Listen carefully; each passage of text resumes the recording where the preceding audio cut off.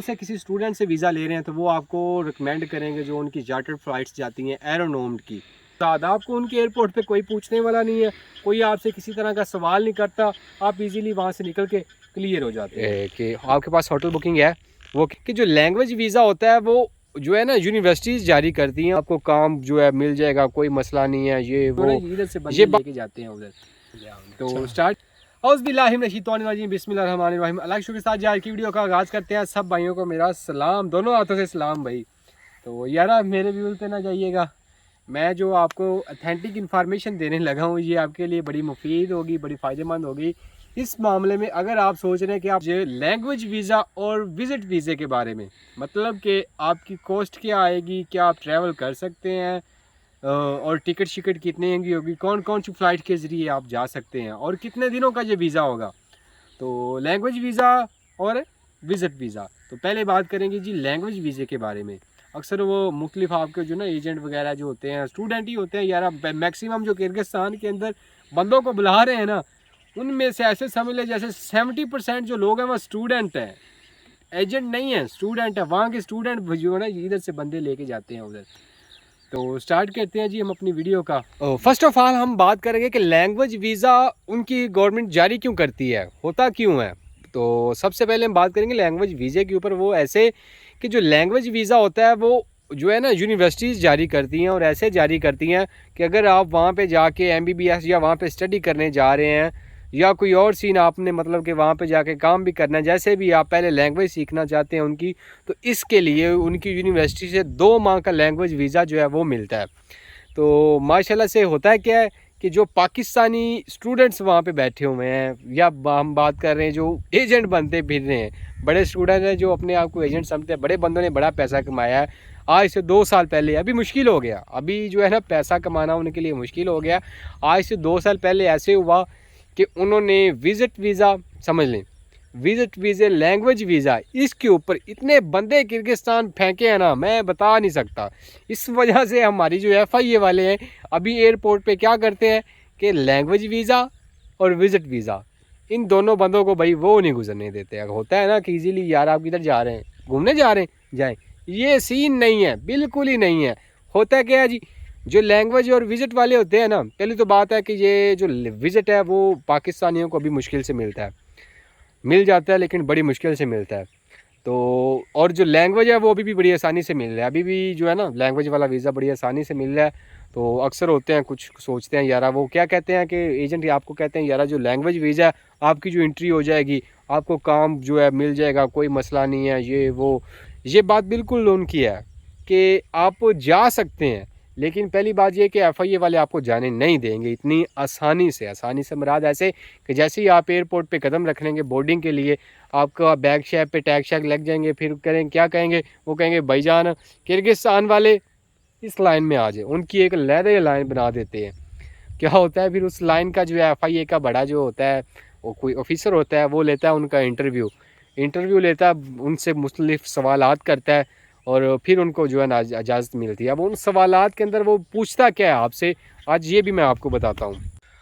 सबसे पहला सवाल जो वो आपसे करते हैं वो होता है कि आप भाईजान क्यों जा रहे हैं, मतलब क्यों जा रहे हैं। अगर विज़िट है तो आप मतलब कि क्या देखने जा रहे हैं, किसी दोस्त के पास जा रहे हैं, किसी इनविटेशन पे जा रहे हैं, कैसे जा रहे हैं, क्या आपको वहाँ का कुछ पता है, पहला सवाल ये होगा।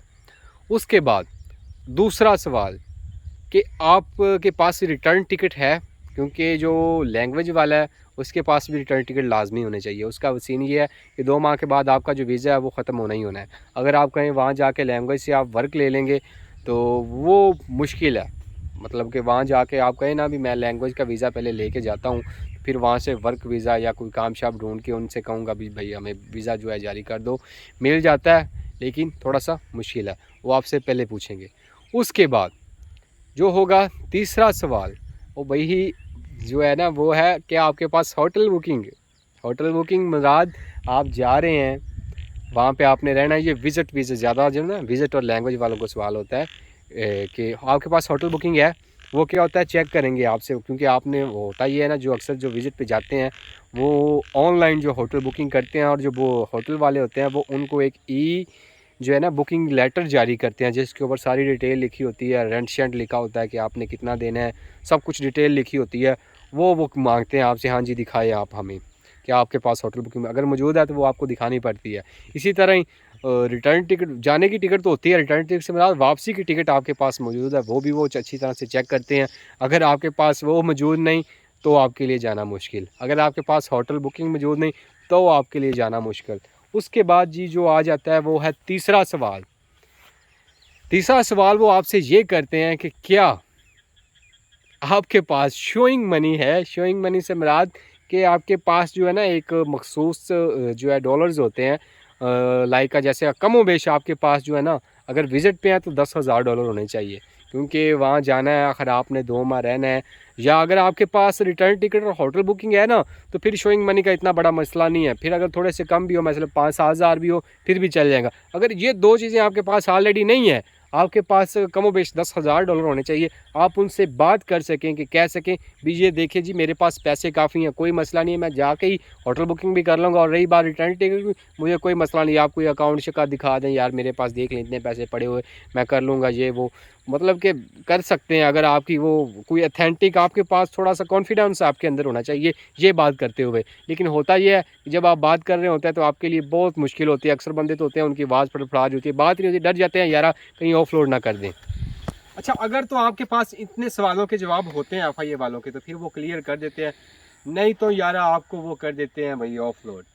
और ये पाकिस्तान है, पाकिस्तान के अंदर क्या नहीं होता, इसके बावजूद आपके पास एक चौथा रास्ता मौजूद होता है।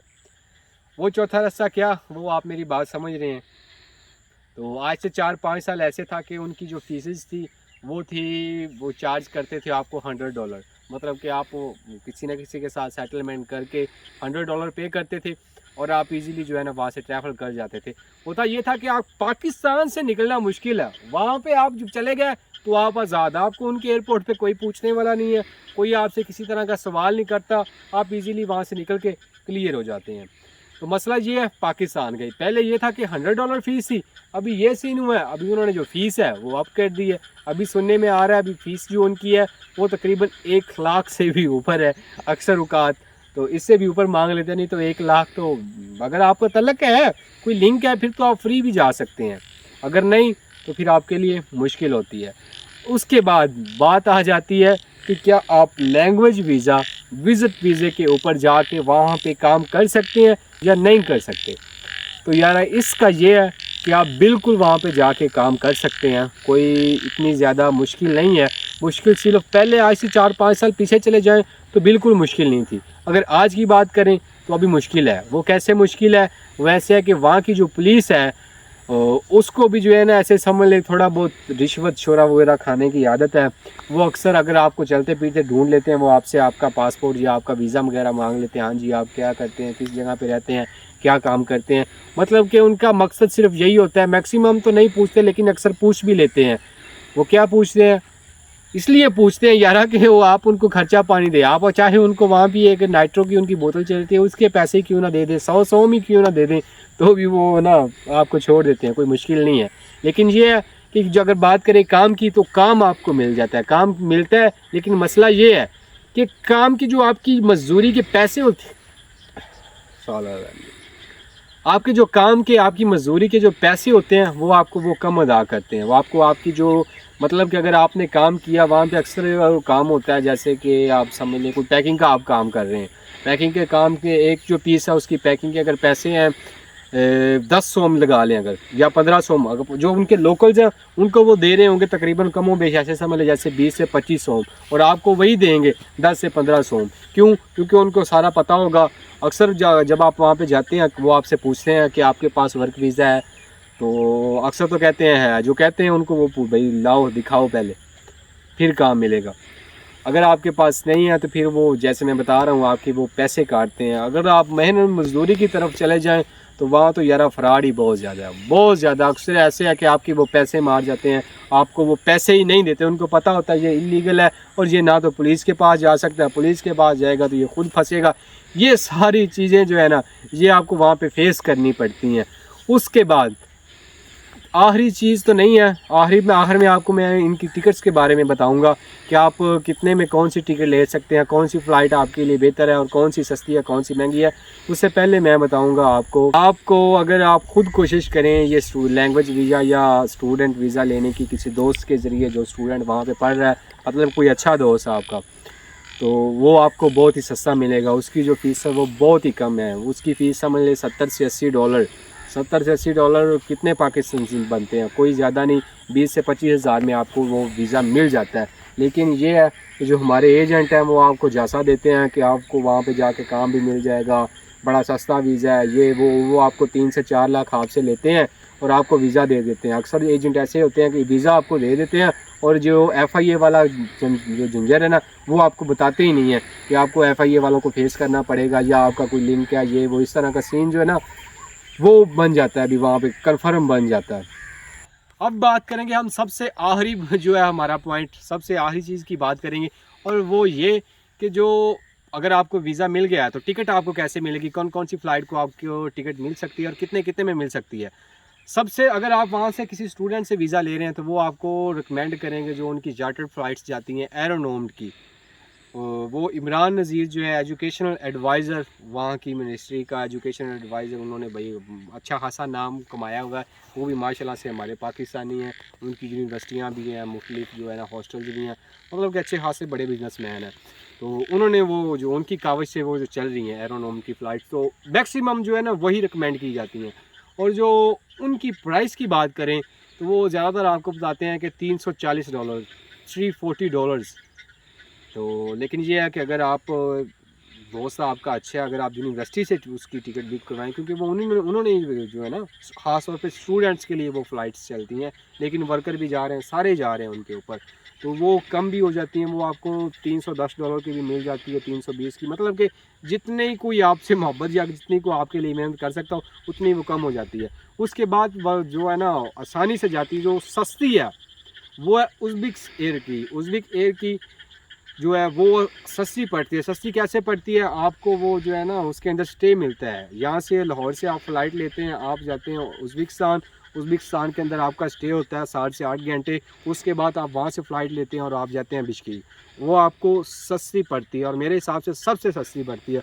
उसके बाद जो आ जाती है वो आप दुबई के ज़रिए जाते हैं, यहाँ से दुबई से टिकट जो आपकी ना वही स्टे वाली, तो स्टे वाली जितनी भी होती हैं फ़्लाइट्स वो सस्ती पड़ती हैं, लेकिन सबसे जो सस्ती मेरे हिसाब से वो उज़्बेक एयरलाइन की आपको पड़ेगी। अगर मेरी ये वीडियो आपको पसंद आए, जो मैंने आपको नॉलेज दी है आपको बेहतर लगे, तो मेरे चैनल को सब्सक्राइब कीजिएगा और अगर आपके साथ कोई दोस्त जा रहा है तो उसको भी ये मेरी वीडियो शेयर कीजिएगा।